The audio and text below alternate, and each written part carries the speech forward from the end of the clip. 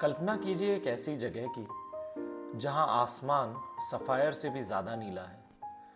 सूरज की पहली किरण जब बर्फ पर पड़ती है तो वो हीरे जैसी चमक रोक रोक कर बिखर जाती है। मैं कदम आगे बढ़ता हूं तो पत्थरों के बीच सूखी पत्तियां जैसे आवाज सुनाई देती है, मानो घाटियों का सन्नाटा इशारे में कह रहा हो, देखो यहां पर हर एक पल नया स्वर्ग बन रहा है।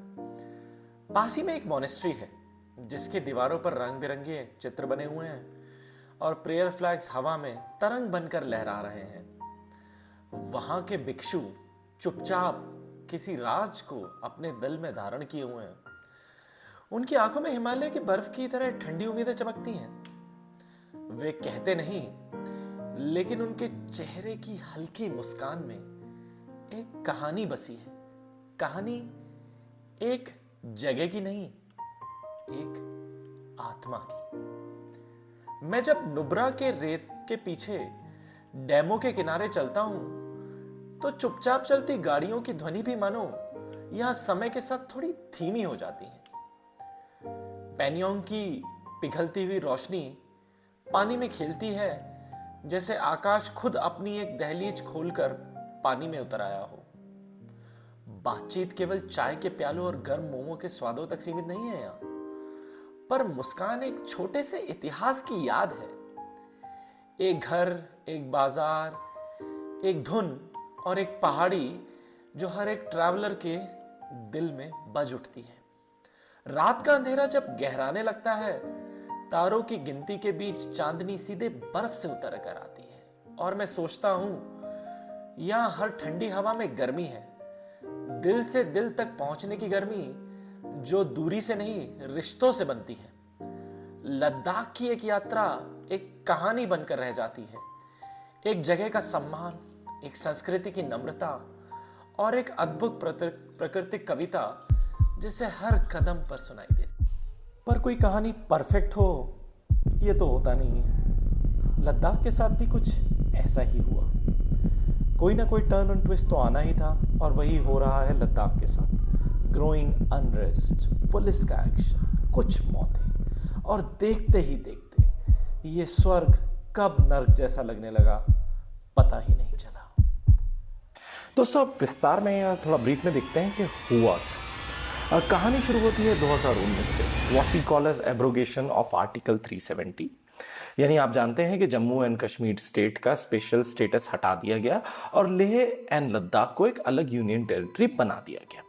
अब आर्टिकल 370 के हटने से काफी लोग सहमत हैं, क्योंकि यूनिफॉर्म कॉन्स्टिट्यूशनल राइट ये देता है और भारत के साथ एक धारा में जुड़ने के लिए ये एक अहम कदम था। अच्छी बात है, जम्मू एंड कश्मीर के अलग होने पर मेजॉरिटी लद्दाखी लोगों ने भी इसका स्वागत किया। लगा कि अब तो डेवलपमेंट होके ही रहेगा, लेकिन कुछ लोग नाखुश भी थे, उसको भी नजरअंदाज करते हैं। लेकिन सोनम वांगचुक जो कि इस कहानी के मुख्य किरदार है, वो भी मोदी जी की फैन ब्रिगेड में शामिल हो चुके थे। पर एक मांग जो सामने आई वो थी स्पेशल स्टेटस की, जो 2019 से लेकर 2025 तक चलती रही। स्पेशल स्टेटस यानी 6 शेड्यूल के अंडर सिक्किम, अरुणाचल, मिजोरम, असम आदि के कुछ राज्य आते हैं, कुछ एरियाज उन राज्यों के आते हैं। इसके अलावा कुछ और मांगे भी थी, जो कि लद्दाख को स्टेट का दर्जा देना, लैंड और जॉब रिजर्वेशंस लोकल के लिए, एनवायरमेंट प्रोटेक्शन और क्लाइमेट प्रोटेक्शन पे काम करना, Leh and Kargil hill council को एम्पावर करना, फीमेल रिप्रेजेंटेशन बढ़ाना और फाइनली रोड मैप देना प्रोग्रेस के लिए फॉर लद्दाख। अब डिमांड्स देखने में तो सही लगती हैं, कुछ इलेजिटिमेट नहीं लगता। और ये भी मानते हुए कि लद्दाखी लोग अपने कल्चर और एग्जिस्टेंस को लेके कितने कॉन्शियस हैं, चिंतित हैं, ये और भी ज्यादा डिमांड्स वैल्यूएबल बन जाती हैं। उसके बाद 2020 में कोविड आ जाता है, जो कि लद्दाख की इकोनॉमी जो कि टूरिज्म बेस्ड है उसको काफी नुकसान करता है। फिर आता है इंडो चाइना बॉर्डर क्लैशेस यानी कि गलवान, जिसके बाद आर्मी की भी मूवमेंट लद्दाख में बढ़ जाती है। लद्दाख जो कि अपने लाइवस्टॉक ग्रेजिंग यानी चरवाहा पेस्ट इकोनॉमी के लिए भी जाना जाता है, उसमें ये अफवाह का उड़ना कि चीन ने बफर जोन पर कब्जा कर लिया है, वो भी आग में घी का काम करता है। लेकिन क्योंकि अब बात ये हो गई है कि उनको 56 इंच के सीने से भी सिक्योरिटी की उम्मीद नहीं है।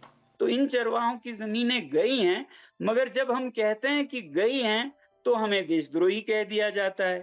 अब सबसे ज्यादा दर्द लद्दाख के लोगों में यह है कि हम अपनी सीमा की सुरक्षा तक नहीं कर पा रहे हैं। भारत में होने पर लद्दाख के लोगों ने ये भरोसा समझा था कि भारत हमारे चरागों को, हमारे जमीनों को सुरक्षित कर पाएगी। 2024 में जम्मू एंड कश्मीर के भी चुनाव हो जाते हैं, तो ये मांगे एक आंदोलन का रूप ले लेती हैं और 2025 में जाके सोनम वांगचुक सितंबर में जब भूख हड़ताल पर बैठते हैं तो सरकार की नींद खुलती है और 6 अक्टूबर को मिलने के लिए बुलाते हैं दिल्ली में।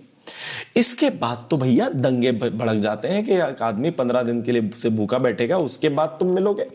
और इन दंगों में जान और माल का तो नुकसान होता ही है, प्लस एक नेशनल ट्रेजर यानी बीजेपी के दफ्तर को भी आग लगा दी जाती है।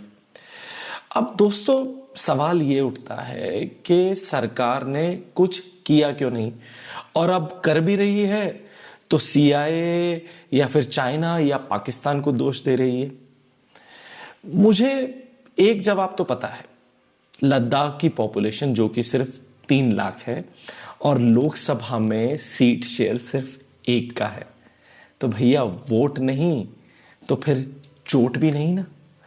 लेकिन क्या ये डेमोक्रेसी में बात सही है कि अगर आप माइनॉरिटी हो या फिर आप मेजॉरिटी माइनॉरिटी नहीं हो तो देश आपकी सुनेगा भी नहीं? जवाब मैं आप पर छोड़ता हूं दोस्तों। अब तक के लिए मेरा साथ देने के लिए धन्यवाद। चैनल को लाइक एंड सब्सक्राइब करें। जय हिंद, जय भारत, धन्यवाद।